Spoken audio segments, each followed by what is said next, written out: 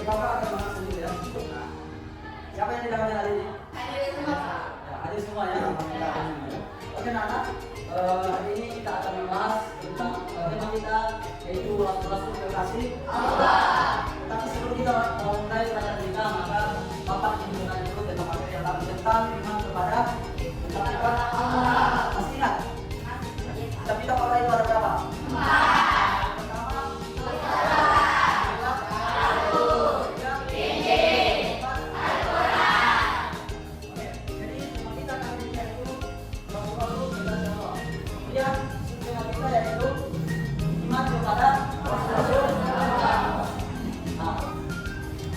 Adapun tujuan dari pembelajaran kita kali ini yaitu yang pertama, setelah mendengarkan penjelasan kepada Rasulullah Allah melalui tayangan cerita atau video dan penjelasan guru, maka peserta ini dapat memahami makna iman kepada Rasulullah Allah. Kemudian yang kedua, setelah mendengarkan penjelasan hikmah beriman kepada Rasulullah Allah melalui video dan penjelasan guru, peserta didik dapat memahami hikmah beriman kepada Rasul Allah. Kemudian ada tujuan dari pembelajaran kita kali ini ya. Oke. Sekarang kita masuk kepada materi kita. Jadi rukun iman itu ada yang pertama iman kepada Allah. Yang kedua iman kepada Allah. Yang ketiga iman kepada Allah. Yang keempat iman kepada Allah. Yang kelima iman kepada hari akhir. Yang keenam iman kepada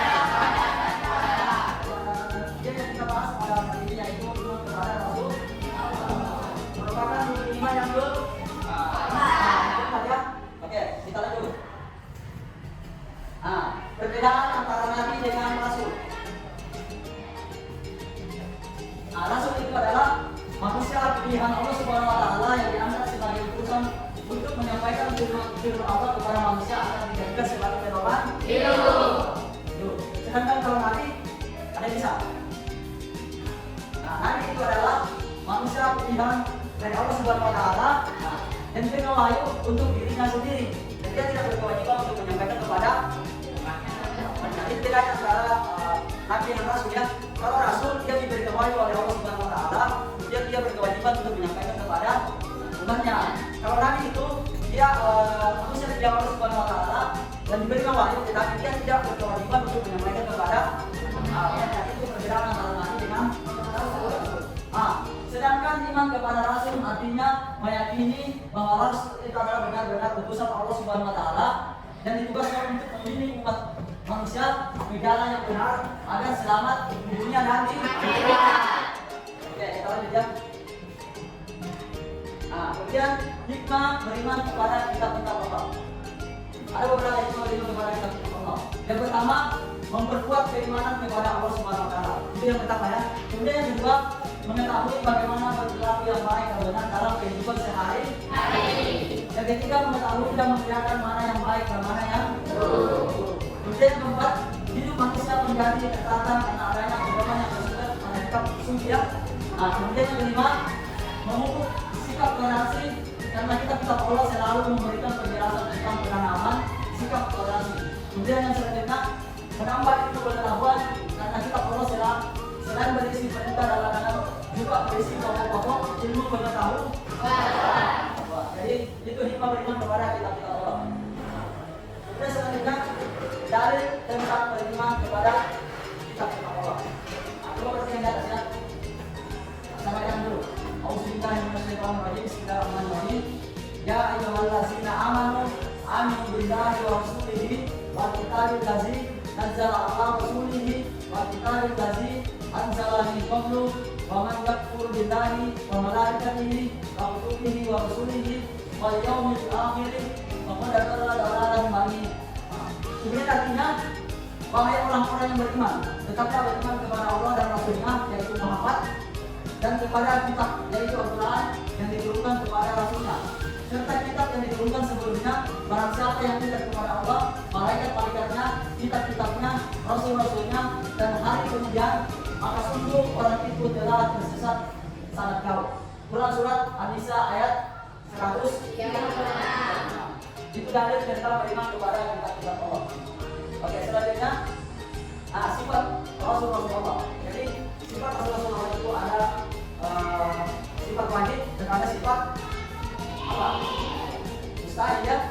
Nah, ada berapa sini? Coba perhatikan penjelasan. Ada 3 sifat Rasul. Yang pertama sifat wajib, yang kedua sifat mustahil, dan ketiga sifat jaiz. Kemudian sifat wajib itu terbagi ada beberapa. Yang pertama asli, artinya Rasul selalu benar. Maksudnya di sini bahwa Rasul itu tidak pernah berbohong. Dia selalu benar. Apa yang disampaikan Rasul itu selalu benar.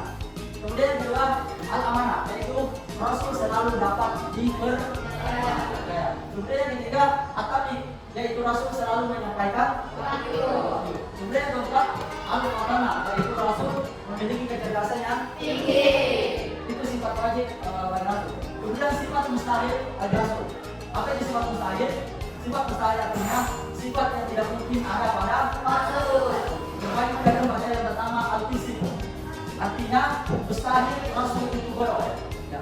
Jadi semua Rasul itu kita yang Rasul yang bodoh. Kemudian yang kedua al-khianah, artinya mustahil Rasul itu khianat. Kemudian yang ketiga al-hikmah, yaitu mustahil Rasul menyembunyikan kebenaran. Kemudian yang keempat al-maradah, artinya Rasul mustahil Rasul itu bodoh. Itu sifat mustahil. Kemudian yang ketiga sifat jaiz atau boleh. Maksudnya di sini bahwa Rasul itu memiliki sifat kemanusiaan, artinya sama dengan seperti kita ya. Rasul itu dia makan, dia minum, dia berkeluarga, punya istri dan juga punya anak. Itu sifat jaiz ya. Oke. Selanjutnya contoh berlaku beriman kepada Rasulullah. Ini tentunya beriman kepada Rasulullah. Artinya yang pertama jujur dalam segala perbuatan. Kemudian yang kedua berkata baik dan benar kepada siapa saja, dan apabila tidak bisa berkata baik maka lebih baik tidak. Kemudian yang ketiga melaksanakan amanah dari orang tua, amanah dari guru, amanah dari orang lain maupun amanah agama. Kemudian yang keempat rutin membaca kitab suci Al-Quran, karena Al-Quran adalah wahyu yang diterima dari Allah Subhanahu wa Ta'ala. Itu contoh berlaku beriman kepada Rasulullah. Kemudian selanjutnya manfaat dan hikmah beriman kepada Allah. Ada enam manfaat beriman kepada Allah. Yang pertama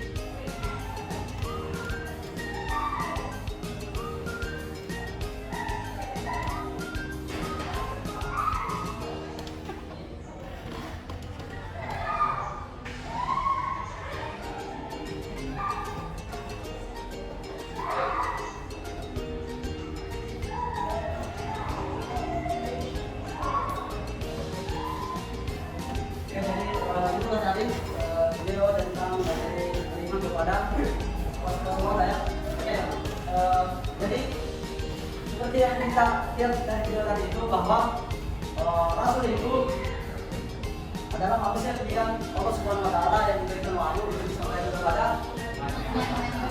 Sedangkan kalau Nabi itu manusia pilihan Allah Subhanahu Wa Taala yang diberikan wahyu, tetapi dia tidak berkewajiban untuk menyampaikan kepada manusia. Oke, jadi kalian sudah lihat tayangan video tadi. Apa ada yang ingin ditanyakan? Oh, silakan. Kenapa kita diwajibkan untuk mengimani Nabi dan Rasul? Apa ada yang bisa membantu Bapak untuk menjawab pertanyaan dan temannya? Oh, silakan. Yaitu kita harus beriman kepada Nabi dan Rasul karena merupakan bagian dari rukun iman yang tidak dapat ditinggalkan, yaitu rukun iman yang keempat. Dan kalau ada seorang muslim yang tidak mengimani rukun iman yang keempat, maka imannya tidak lengkap. Pertama dulu. Masih ada yang bertanya?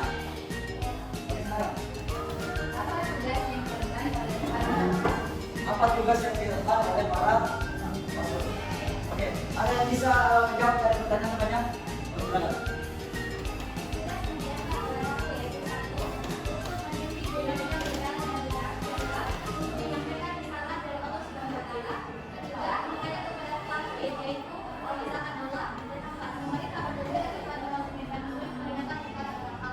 Yang dulu.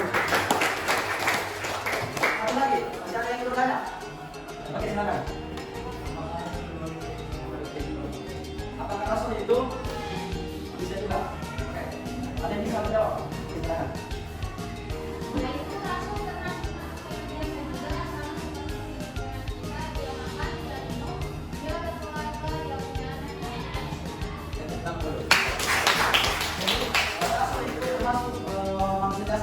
Sama seperti kita, dia keluarga, dia makan, dia minum, sama seperti kita ya. Oke, jadi saya kira dari kita sampai di sini dulu tentang Rasul kekasih Allah. Mudah-mudahan apa yang kita pelajari pada hari ini bisa bermanfaat. Oke, mari kita tutup materi kita dengan bersama-sama membaca hamdalah.